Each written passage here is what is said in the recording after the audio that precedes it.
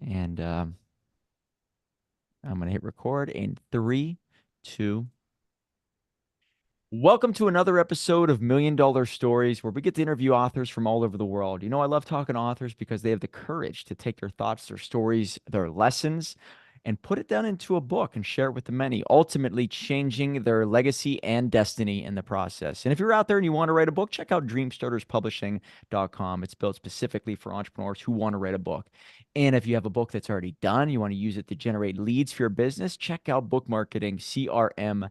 I'm excited to talk about this next book because I think this is relevant for my CPA, my accountant, but I think that the lessons can transcend the accountant world and go into any business because we should be building the business around the dream life. All right. And that's how you do it. So, the book that we're talking about today is called Down to 40 Hours, a roadmap for CPAs to end overworking without giving up revenue.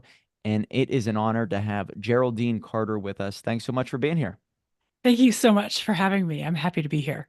Well, first off, I like the background showing the map and everything. It looks great. So you sound great. So I really appreciate your time. And if you could just start off with the genesis of this book and maybe where you come from, what made you fall in love with this industry? So, the story around the book is that I am a regular business owner and I have an accountant. Over time, this is my second business, probably worked with six different bookkeepers, accountants, CPAs. And I was always puzzled that they were working so many hours for the revenue that they were making. In short, I wound my way into coaching accountants and CPAs to help them bring their hours down while maintaining their revenue. And my background is in engineering. I have a degree in civil and environmental engineering from Cornell University. So I come at this from a messy problem sort of perspective. And why is it that smart people are working long hours, especially accountants and CPAs who ostensibly have their finger on the pulse of business and money? What's going on that they're working 60 hours a week? So, because my business is around coaching CPAs to get their hours down to 40, 25, 15, 5 hours without a change in revenue, and I found myself saying the same thing again and again and again. I was like, I need to put this in a book so that more people have more access, easier access to this knowledge, guidance, expertise at a lower price point on a time frame that works for them. Because otherwise, working with me comes with a 4 or 5 figure price tag, and that's not for everybody.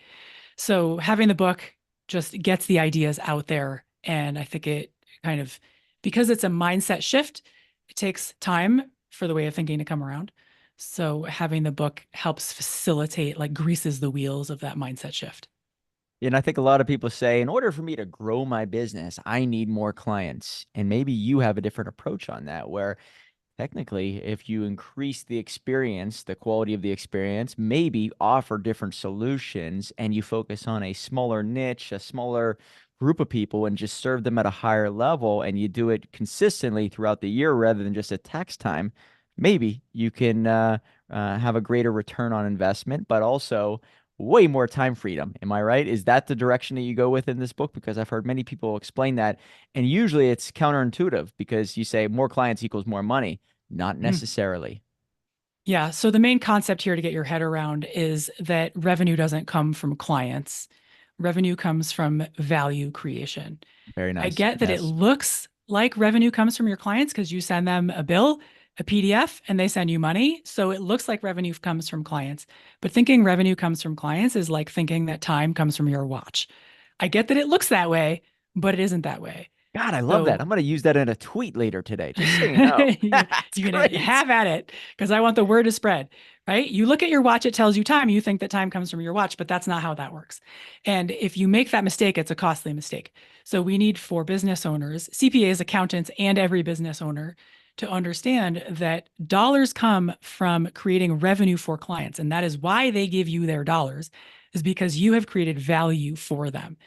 And if you think that they're paying you for work, for time, for deliverables, for reports, you are going to work your tail off for your dollars because they don't care about those things. They care a little bit. But what they care about is the value that comes from the time that you spend creating the deliverables, the reports, what have you.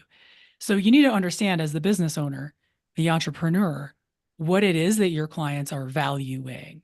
And the better you get Mm. at understanding the multitude of things they value, we can talk about it if you want, the easier it will be for you to create revenue in your business and the less time you will have to put into creating revenue for your business. God, it's great. I think when I hear that, I don't know if I would understand that concept early on in my venture. Yeah, Nowadays, you I wouldn't. get it because Yep. I've been in the game long enough, but is this difficult for the early entrepreneur? It's great. But I think it's yeah. easy for you to grasp at that when you're seasoned, right? Because Hmm. you've tried everything and it still doesn't produce the time freedom. But Yeah. once you realize this, that oh, all I need to do is understand value, and I need to increase my value as number one, a leader, maybe a communicator, maybe the customer journey, increasing the experience to some degree is going to produce the results rather than let me just try to serve more people. Yeah. It is a wild concept, but now I get it. Do you think that Yep. a lot of people struggle with it? Yeah. They all struggle with it. It's like it's the journey of the entrepreneur, right? The entrepreneur is working for the man and sees that the boss is charging 4x what the entrepreneur is getting paid. And they're like, I'm out of here. I'm going to go make this money on my own. And they go out and they double their rates and they're like, they're psyched and they're genuinely psyched because now they're making twice as much as they were before. But a year or two or five go by, and then they realize that their job becomes business owner and they have to get the clients, they've got to run the systems, the operations, the tech, the security. And there's a lot more to running a business than simply doing the work. Yep. And you have to live that journey for a solid 2 years Yes. before you really appreciate, oh, now if I want to create more money and more free time, I've got to do something like this isn't it, right? Because the first 2 years, you're basically just like a freelancer. And I don't want to knock being a freelancer because you've got the freedom and the autonomy. It is great compared to having a boss. But you've got to progress through the freelancer phase if you want to work a 25 or a 15-hour week and still make the same amount of money. You've, we, you need to come out of the W-2 mentality of I'm just working for money and my client is buying my time to do the work and Mhm. shift into what is it that my client really values from the work that I'm doing. So the four things that I talk about for my people, and they may or may not be the same for your listeners, but surely there'll be some overlap, are you can sell transformations, experiences, deliverables, and services. My people who are CPAs and accountants, they mostly sell services, accounting services, Yep. tax prep services. But what they really provide is clarity around money. So, what I have to help my people understand is how do you package up and sell clarity around money? I'll help you understand your financials. I'll help you know where your money's going, where it's been, how much you need, how much you don't. If you need more, how to get it, when you need it. I'll help you understand all of those things. I'll help you have more clarity around money. That is way more valuable than I will make sure that you have a P&L every month. So we need to dig into what it is that our clients really value when we provide a service for them, because there are infinite ways that you can be creating value for them. But until Mm. you understand what those things are, you're just going to be chained to your desk pumping out work. And I guess this is early on in your book and part one of it, but improving the experience. Do you have any commonalities of how to improve an experience? I mean, I just look at some of the things that I value in my business. Speed, right? Obviously Yep. speed, right? I like you said, maybe changing the perspective of what you do. You just don't do their taxes. You give them clarity of money. So, oh, clarity of money. Oh, I can offer them courses. I can give them a mastermind. I can give them an account manager that they can ask questions to directly. So like it does open up your brain to a different world Mm-hmm. whenever you just change the verbiage, right, of Yes. what you do. So, how can you improve the experience for the common entrepreneur? Yeah. Anything that you recommend? Yeah. So for most of us, we came up through the ranks of being W-2, where we just got paid by the hour to do the work or on annual salary. What we need to understand is that when our client says yes to working with us, they begin an experience. In fact, that experience begins before they start working with us when they first hear of us. Hmm. They go to our website and can they find what they're looking for? Is it clear? Do I know how to book a discovery call with you? Does it make sense? Do I know how much it's going to cost? Can I book a discovery call with you without having to pick up the phone and play voicemail tag with you 3 times And then have you, call me when I'm at my kid's baseball game and play this tennis of like, what about Thursday at 3? No, like that's so annoying. Set up an on like set up an online schedule so that the experience is super easy for your clients to talk to you, start working with you, potentially start paying you without having to do all this rigmarole. Think of all the experiences that you as a buyer have that are terrible. Like you go to the doctor's office and you have to fill out your name and address. You've done that 1,000 times. They have it on file. Don't waste my time making me do it 1,001st time. There are all kinds of ways when your clients are getting started working with you and onboarding with you that you can make it so easy for them. But in order to do that, you've got to be in your client's shoes and ask yourself, what is my client experiencing at every single step of the journey before right when they find me, as they find me and are thinking about working with me. And then once we decide to work together, how many forms do I make them fill out? Do they understand the forms? Like I ask them for their bank account and routing number. Which one? Do they know how to find it? There are so many things that you can, if you decide to look at your onboarding experience, you will find lots of ways that you can make that so smooth for your buyer. And the smoother you make it, the more valuable it is for them because they value their time. They don't really care about your time. Right. But if you can respect their time, especially at the outset, that sets a much better tone than I'm sorry that I haven't taken the time to make this process smooth for you. I'm sorry it's so sloppy, but here you go. Mm. Another aspect of part one is going forward exercise. What do you really want? I think a lot of people have no idea what their perfect day looks like. We did a book Mm, recently for a guy, and he wrote a book called Your Perfect Average Day. And I found it fascinating that, yeah. a lot of people, he even says, a lot of people think their perfect day is going to Tahiti and then flying to San Francisco for ice cream and then to New York and then back to home. No, the perfect average day. What does that look like? Do you wake up Yeah. at 7 in the morning? Then you go for a run, then you have lunch, and then you're home with your family? What does that day look like? Because that's what you need to base your life upon. And I'm assuming when you work with these people, they've never even thought that far out. They're reacting rather than what's the word? I guess you could say planning, right? So they're Yeah. reacting to all of the client calls, all that, and then they base their decisions off of the little excess time they have left. Almost like when a poor person gets money, their automatic response is to spend. When a rich Yeah. person gets it, it's automatically to invest, and then they spend what's left over. So it's a different philosophy. Have you noticed that most people don't know what they want?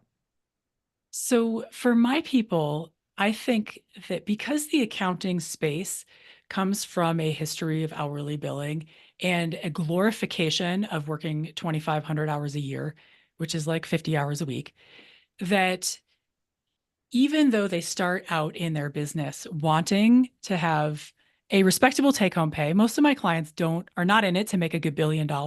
They're like, take home 300K, that'd be great. So take home 300K, 200K even, fine, but work 25 hours a week or 15 hours a week and have autonomy over the hours that I work and not feel chained to my desk and not have client fires derailing my day, right? They love what they do and they want to do it. They just don't want to do it 60 hours a week. But because in the accounting industry, it has been long believed that that's just not possible, that's rainbow bunny land, that they don't even try it. And because they don't believe that it's possible, they don't actively think about what would need to happen to make that true. So, a big part of my role is to help them believe that they can have what they want. Because if they don't believe they can have what they want, they will not pursue what they want. Once we can show them that what they want is in fact possible, then it just becomes a question of tactics. Who are your ideal buyers? What are you selling? What are the prices? How many? That's really simple. But getting somebody to believe that what they want and this idea of working 25 hours a week or 15 hours a week, which is kind of un American, is safe. It's like, I'm not kidding. It's not easy. It takes a lot of them about a year to start to be okay with the idea of working a 25-hour week and two or $300,000 of take home pay. For many of them, they are very nervous at the get-go because working 40, 50 hours a week to them feels safe because culturally, that's what we've been indoctrinated to. If you work hard, you will succeed. So we've gotten ourselves on this inadvertent hamster wheel of working 40 to 50 hours a week for safety. So we have to unwind that belief system and help them see actually you are safer, you are better off, your business is more protected when it's more stable when you're working 25 hours a week because you've figured everything out and you've solved all the problems instead of being reactive to fires all day. Yeah. And I would assume that this transition scares people because it does require new standard operating procedures, potentially letting go of a tribe of clients that have entrusted you, but they're not willing to adapt to this new setup. And Mhm. there are many adjustments that are required, and some people are not willing to take that leap at a certain point. Maybe they've been doing Mhm. business for 35, 40 years and they just have clung to, I guess clung, yeah, Cling, clang, clang. clinged, I think is right, clinged to the wall, and therefore they're, maybe they were risk takers early on, but Mhm. maybe at this point the risk tolerance level has changed, and they're not willing to jump out of that airplane and build another airplane on the way down. Is that right? Yeah. So there are people in different phases of business, and there's no phase that's right or wrong or better than the other, and no choices that are right or wrong. If somebody has spent 3 decades building up a firm and they just want to sail it into the sunset and they're good, great, go do that. You don't have to make all these changes if you don't want to. There's just trade-offs. And the trade-off of not putting the energy into making the changes is that you're going to carry on having what you currently have. And that's fine if that's what you want. But if you want something different than a classic 50-hour a week, high stress reactive fires chained to your desk, 2 weeks of vacation every year, which I think is a crying shame that that's what we do in this country, that it's going to require some changes.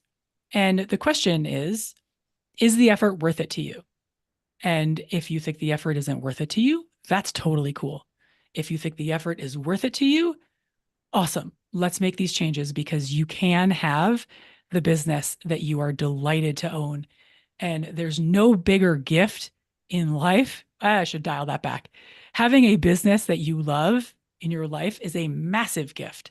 Mhm. And I think for business owners to try and get to this space, the so like utopia promised land of having a stable business that is low stress, that provides your family with the revenue that it needs, is a beautiful place to be.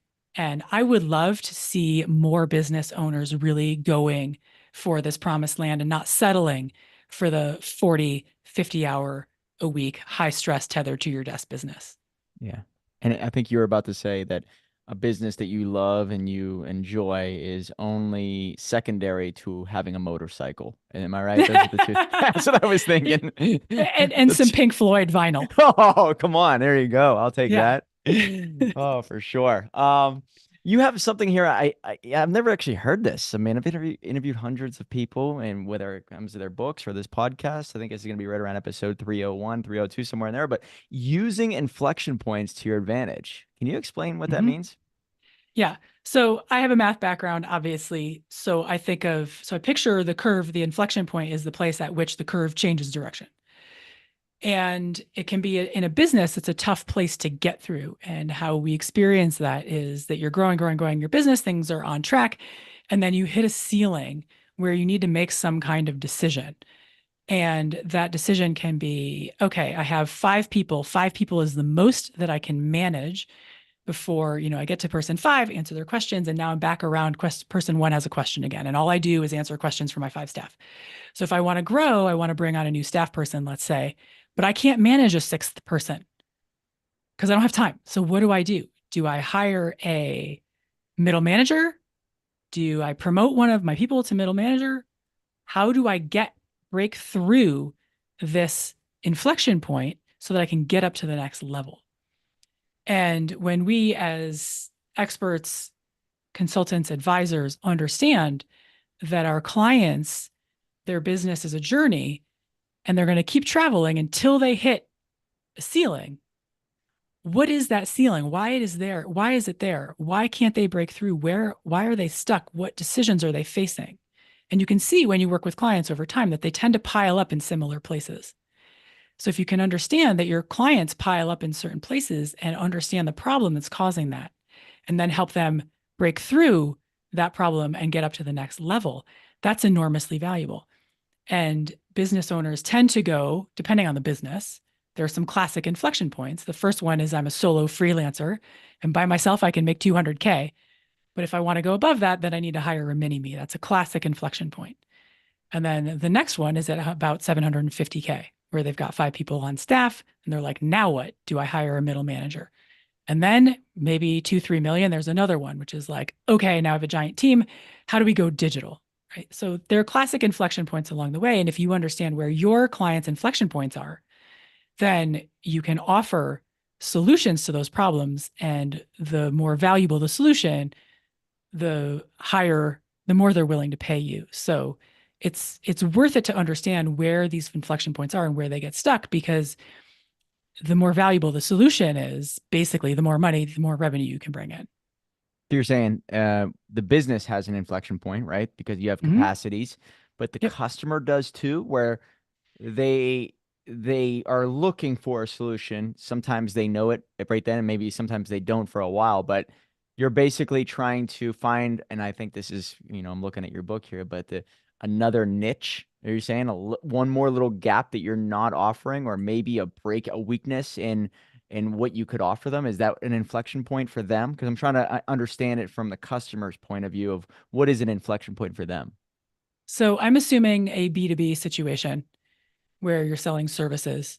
Got it. So so for my people, accountants and CPAs, they they tend to get to a lot of them get stuck at 500,000 because they have 2 to 3 staff, and growing to 5, 6, 7 staff feels really hard. They also tend to get stuck at 1.2 million It's because amazing. by That that point number, they I'm have thinking about even for my own business. It's like there is a number. When you get past that, it's like to do it is it's a different it's so it's a weird how it's it becomes a weird. different business. It does, yeah. It's Yeah. funny. So, a bunch of mine will pile up at 500,000, a bunch of them will pile up, and I see it, right? It's in their top line revenue. They're piled up at 1.2. And to get to from 1.2 to 2.5 for them means additional capacity, additional staff. It means making changes to the business model. So for your listeners who, let's just say, a web designer, there might be an inflection point where a person does their own home-baked website with Weebly, right? And then they have let's just say they build their business and they've got a, 200K business, and now they need to look more professional, right? That's an inflection point where they have to go from having a homemade looking website to a pro looking website. So if you're a web designer, you want to catch people right at that inflection point because you understand that their business is in transition from one phase to Got another. it. Okay.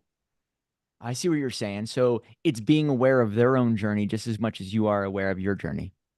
Yeah, you want to be aware of your customer's journey. Wow. Yeah, that's a very good point. Now that I'm thinking about it, makes me think of some of our clients that are they're in extreme growth mode. Mhm. Those are the people we like to serve, but there are some people who have kind of run out of steam of where they want to go and they lose their own clarity. So then it kind of Mm, we don't know how to help them, right? yeah. Because it's sort of like, right, if you don't know where you're going, well, we don't know where you're going either. We're trying to be your assister in that Yeah. situation, right? So that's interesting because that's an inflection point. People who are in extreme growth mode who run out of steam. So right there, you have an opportunity to say, oh, you were in extreme growth mode and now you're tired and now you don't know where you want to go. Right. So you could capture those people right at that place and say, okay, I don't know what your solution, I don't know what the solution is necessarily, but it's worth noting that if when people's behavior follows a certain pattern and they hit a problem, they all hit a similar kind of problem. There's a problem to be solved there and the solution is potentially the same for many people, which to me says, what's the value there? What's the solution? What's the product? What's the package? What's the service? What's the price? Oh my God, that's right. It's funny you say that. Like you never really dissect why certain clients are your great clients. And Yeah. then you see the ones that fall off, and it makes a lot of sense if you kind of map it out. And being aware of the client journey is extremely important. Rather than just having these six bullets in the gun, you basically become way more of a precisionist, right? Of saying like, wow, this customer seems like they're at this point. We could offer them this, right? You could bring that up in team meetings. That's Yeah. crucial. I never thought about that. I like it. And you have this phrase here, and I truly believe in it. That's why I went all in on authors and entrepreneurs who have books or want to write books. But the riches are in the niches, right? Niche down as much as you possibly can. Go an inch wide and a mile deep. It seems like that's where you can really serve people at a high level. They know you're their solution. You know they're the perfect person. It makes communication easy. It makes your solution easy. What can you say about this? So the reason that niching is so valuable and that people say the riches are in the niches is because niching forces you to focus. When you focus on a certain market, you deepen your expertise. Deepened expertise is more valuable than general expertise. If it's general, it's not expertise. So deep expertise is more valuable. Value drives prices, right? Back to the beginning of our conversation. It's not work that drives revenue. Value drives prices. So if price is driven by value, there's more value in expertise than there is in general knowledge. Google is free, it's general knowledge. So if you want to focus, so if you focus, you deepen your expertise, your value increases, your prices go up, your clients become more similar to each other when you're focused, which means that your time to deliver goes down, you get more efficient, your margins go up. So now we have a situation where when you focus, your value goes up, your prices go up, that's more money.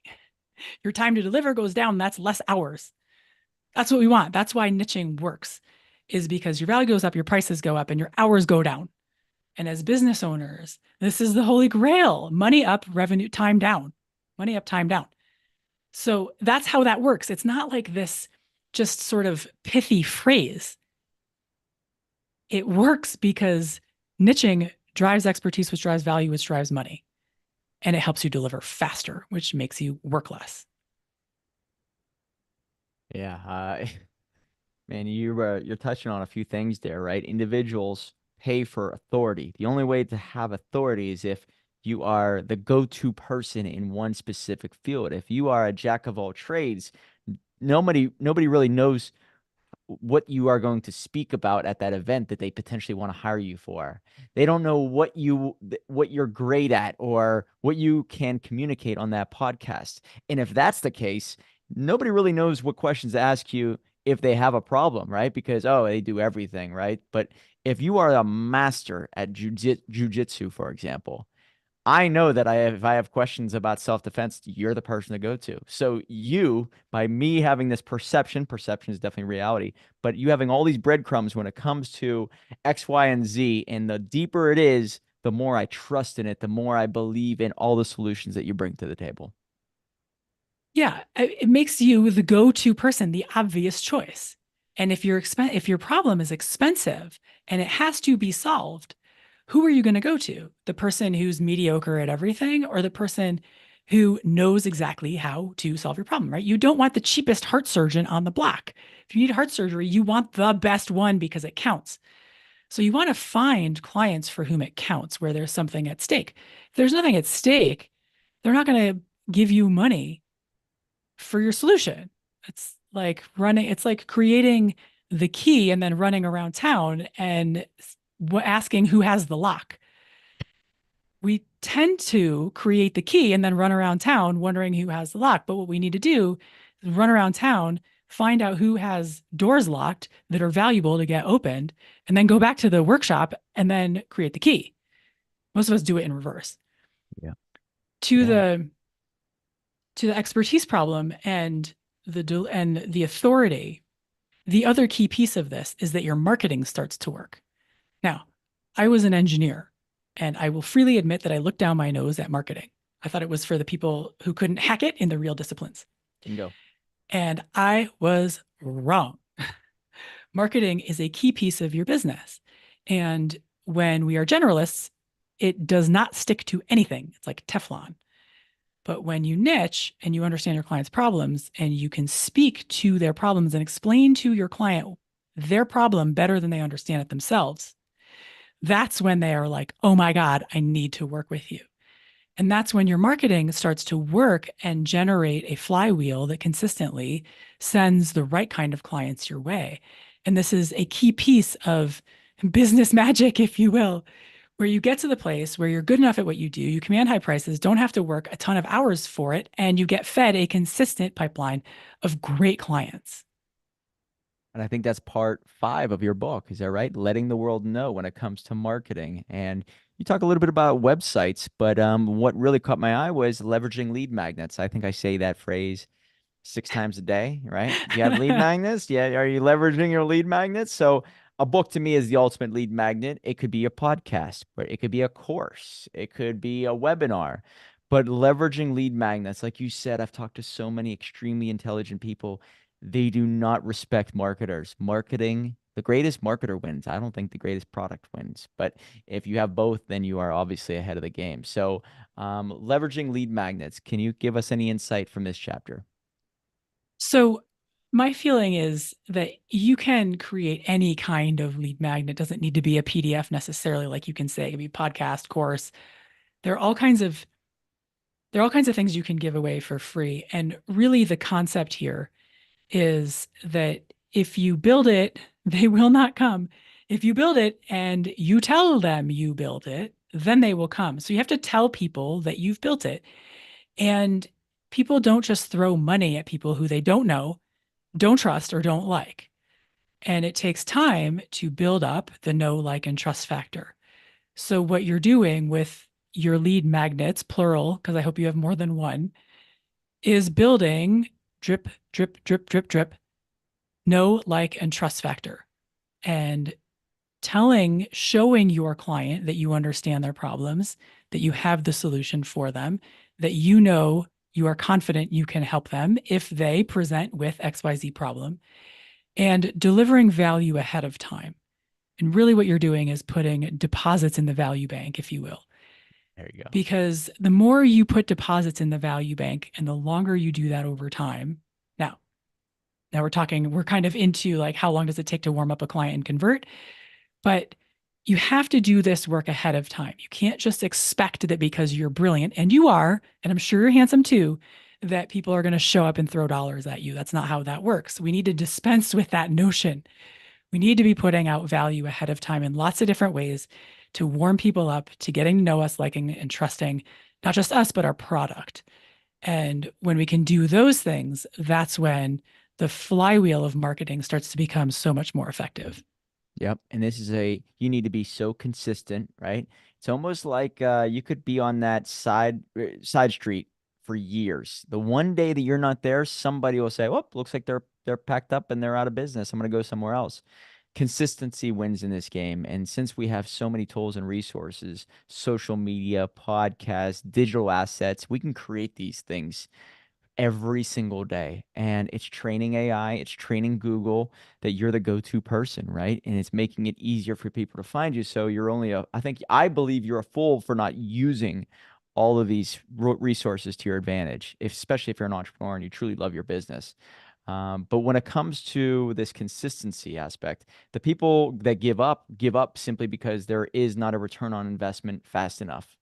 And I think that, maybe if you can speed that up, you're going to win. But sometimes when it comes to marketing, especially on a new channel, whether it's social media related or whether it's advertisement related, it takes time, right? What Mhm. is it about these accountants that you've worked with or business owners you worked with that are able to withstand it? These new changes and not seeing a return for maybe a year. How Mhm. do they stay at it? So I'm going to answer the question two ways because there are two different populations here. So more to your point, for example, I have clients in my mastermind program that will arrive and they say, I've been following you for 3 years and I was finally ready. And I also have clients who are like, I just found you 3 weeks ago and you're the exact person that I need. I'm so glad I found you. So the lead time for clients can vary immensely. So, like you say, to your point, consistency, you have to stay at it consistently and know that sometimes it's not that it takes time, it's that your client needs to be ready and your product needs to be in front of them when they need it in their life. It's not about you, it's about your client. And it's leveraging AI. Certainly, leveraging AI can make your life a lot easier. But I think another key piece that gets overlooked is making marketing bite size and so small that you can do it in 15 minutes a day. And you just spend 15 minutes a day gardening, no matter what, no matter how bad you don't want to do it, you do it anyways, right? I run every day. 4 days out of 5, I don't want to run, but I run every day anyways, because I know that afterwards it's better for me. And we need to adopt this mentality that I do my marketing anyways, no matter how much I don't want to do it because of the consistency piece. Now, my clients have the opposite problem. My clients are accountants, CPAs. They are in short supply. There's high demand. There are fewer CPAs than the number of people who want one. So my clients have a different marketing problem, so to speak. And really, with the work that I do with my clients, we don't even start marketing until like after 18 months. Because really, what we're doing over where we are is trying to reshape their business, get their hours from 60 hours down to 40 and then down to 25. And then once we've stabilized the business, then we start marketing. So the long and short of that is if you want to be flooded with clients, become an accountant. But if you don't want to become an accountant, then figure out how to market.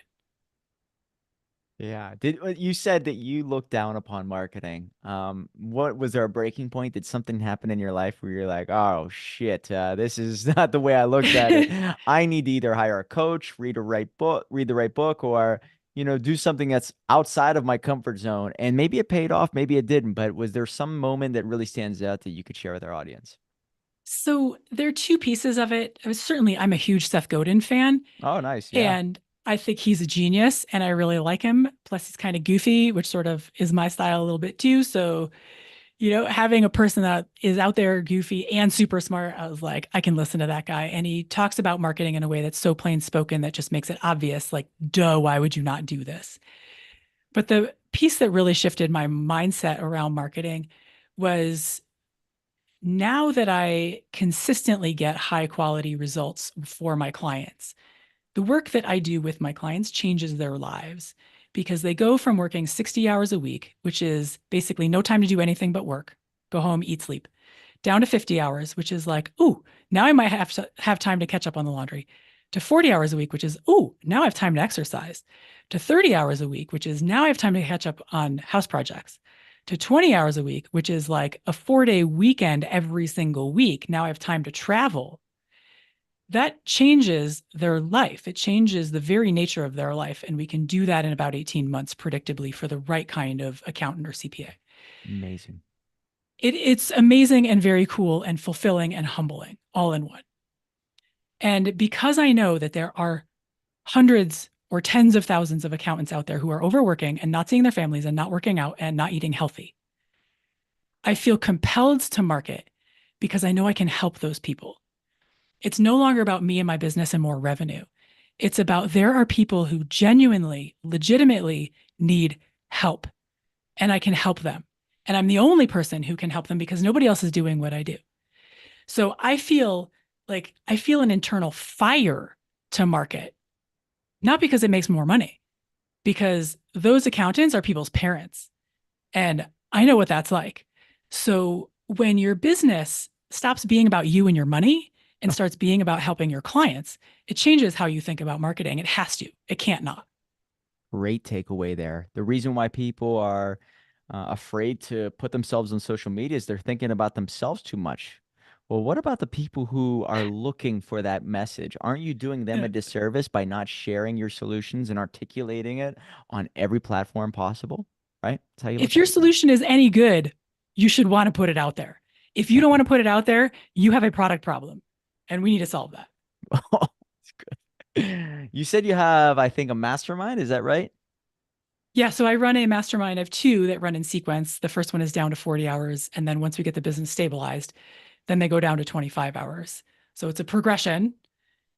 And then there are some who stay in there and they go down to 15 hours. And the client that I've had that's gone the farthest is down to 5 hours. So we're really about helping the accountant get freed up from the day to day of their business. Amazing. Okay, so if somebody out there is listening or watching this, how can they find you? What is the website they can go to get into this program? And I love how you have the tiers, and I think you talk about the multi-tiered aspect in your book. But if they want to get started, obviously they have to start with tier one or however you look at it. So where would they go for that? Yeah, the best place to go is my website, geraldinecarter.com. You can find everything you need there. And if you know an accountant, you know an overworked accountant. So if you have a friend who is one, point them to my website, geraldinecarter.com. I also, like you say, recently wrote a book. It's down to 40 hours. That's available anywhere you buy books on Amazon and internationally. And I have a podcast for CPAs where, if you like this content in audio form, it's the Business Strategy for CPAs podcast. So there are lots of ways you can find it all at my website. It's geraldinecarter.com. Man, you have the voice for a podcast. So I was gonna say Uh, you better have a podcast or be on many. So that's awesome. Yeah, you have the nice microphone, the good voice for it.